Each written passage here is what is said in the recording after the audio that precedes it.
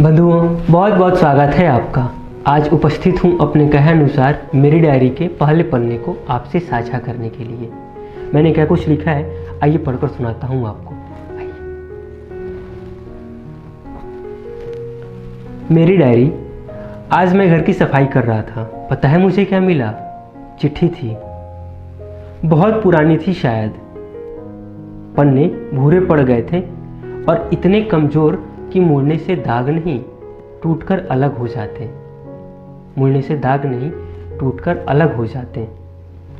मैंने आहिस्ता आहिस्ता खोलते हुए उसे टेबल पर रखा और पढ़ने लगा। नमी के कारण स्याही की लिखावट थोड़ी फैल सी गई थी, लेकिन शब्दों में चमक कम नहीं थी।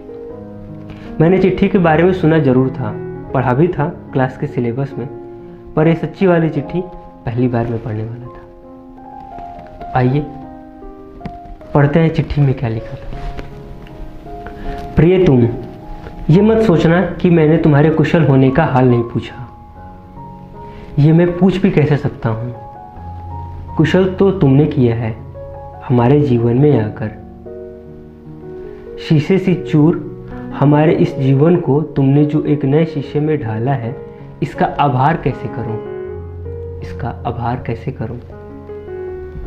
वसंत और उम्र के अनुभव से दूर मैं तो आप में ही उलझा हुआ था कि पिताजी का साथ छूट गया।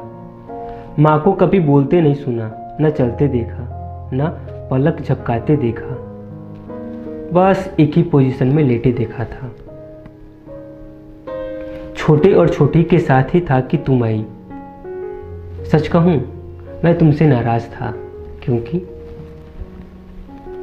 मेरे घर में किसी अजनबी का आना मुझे अच्छा नहीं लगता। पर मजाक में ही किसी ने कहा था, ये तुम्हारी अर्धांगिनी है, अब अपने हर एक काम में इसे जरूर शामिल करना। उसने तो मजाक किया था, लेकिन देखो ना किस तरह बड़े ही संजीदगी से तुमने मुझे, मेरे परिवार और हमारे रिश्तेदारों को संभाला है। हम चीनी के कण से ऊंचे पहाड़ के टीलों में बिखरे थे, तुमने हमें बटोरा है। हम चीनी के कण से ऊंचे पहाड़ों के टीले में बिखरे थे, तुमने हमें बटोरा है। किस तरह तुम सबका ख्याल रखती हो, सबकी ज़रूरतों का ख्याल रखती हो। मैं तुम्हें दे ही कह सकता हूँ। फिर भी कुछ पैसे हैं, सबकी ज़रूरतों में शायद ये काम आ जाए। और हाँ सुनो ना, कुछ अपने लिए भी ले लेना।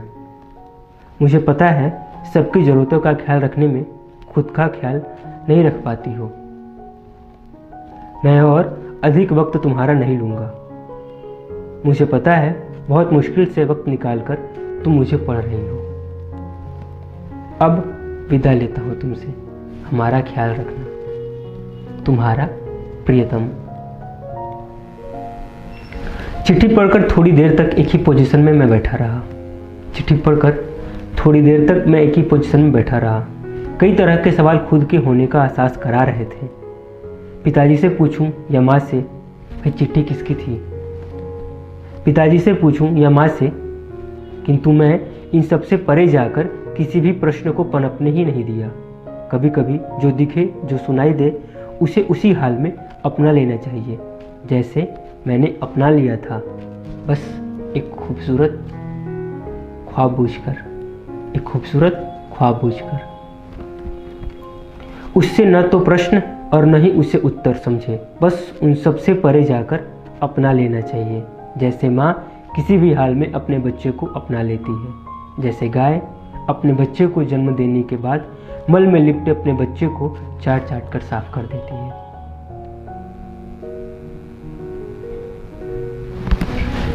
कैसी लगी आपको मेरी डायरी का पहला पन्ना? ये सीज़न 1 और एपिसोड 1 था। आगे और आएंगे इस कार्यक्रम के साथ। कैसा लगा कमेंट में ज़रूर बताइए। इंतज़ार आपके कमेंट का। और ये कार्यक्रम देखने के लिए आपका बहुत बहुत धन्यवाद।